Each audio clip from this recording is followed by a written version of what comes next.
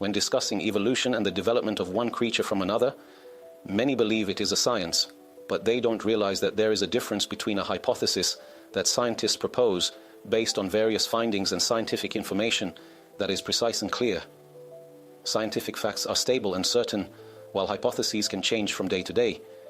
Evolution, in its essence, belongs to the realm of hypotheses. The Torah states that God created creatures directly from the dust. It says, "Let the earth bring forth living creatures according to their kinds."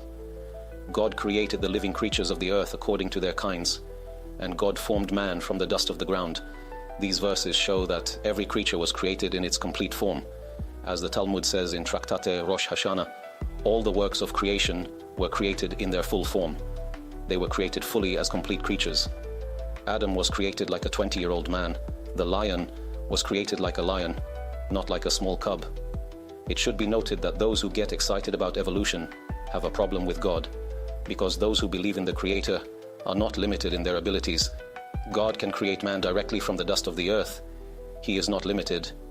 Those who do not believe in the Creator, in order to escape their confusion, when they see complex creatures, invented the concept that it started with a simple organism, something like an amoeba.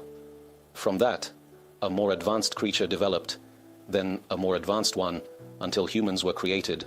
But any clear-minded person understands that if you build a whole tower of evolution, where one thing develops from another, you still have no answer for the beginning. How did life start? It was the Big Bang. After the Big Bang, everything was still. So how did life begin to appear? Science is something that gives you an explanation for everything, and if you yourself say there is no answer.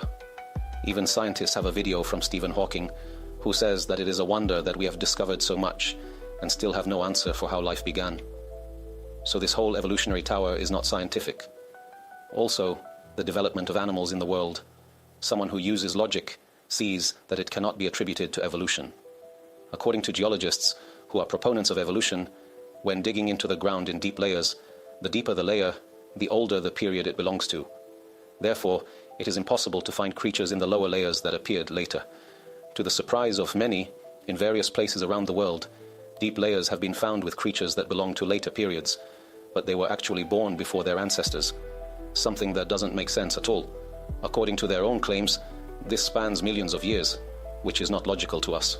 For example, a human footprint was found in 1987 in New Mexico in a stone layer estimated to be 250 million years old. So, humans existed in layers beneath the era of the dinosaurs. They even found women's jewelry. What does this mean? Was Grandma the dinosaur wearing jewelry? The facts are clear. They lived alongside dinosaurs. Stephen Gould, a professor of geology at Harvard University, wrote in 1977, "The near-complete absence of intermediate forms in fossil discoveries continues to be the professional secret of paleontologists." Intermediate forms, meaning, when you see this creature and that creature, where are all the ones in between until this developed into that? There should have been countless intermediate forms. Darwin claimed that one day they would be found. He argued that this no longer matters, and there is no evidence of tree diagrams in fossils. Evolutionary diagrams decorating our textbooks were never observed in rock layers.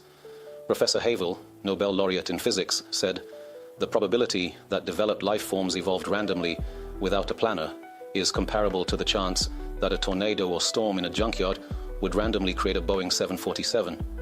In that case, a bird would say that such a thing came from the storm," said Professor Havel. He's not Jewish, but he says, "Think logically. You see a complex system. Someone planned it." There are many more quotes from scientists that completely refute evolution. Darwin himself wrote in a letter to a friend, "To this day, the eye gives me a cold shiver." Darwin feared that the eye alone would negate all of evolution because this creature developed in such a way that it had internal systems that understood light waves, and the system is so complex, it became an automatic camera, capturing light waves, losing colors, forming images and transmitting them to the brain. It is illogical for such a thing to have happened by chance. Many times people have asked me, "I believe in a higher power. I have no doubt the world was not created by chance. But how do I know who he is? Who said his name is God?" It's a good question. The answer is from creation. We know that there is a higher creator who is not human and not limited by the limitations of humans, but all the details about him are only known from the book he gave to humanity at Mount Sinai. There he gives details about himself, his name, and the process of creation. Over time, scientists are gradually trying to discover those details. He explains why he created the world and what his will is for us. When a person accepts humility towards the Creator's Torah, they naturally accept the love of God, the love of Torah, and connect to the commandments with joy, knowing they are walking in the path of truth. These are the manufacturer's instructions, and they are blessed with a good and happy life, both in this world and the next.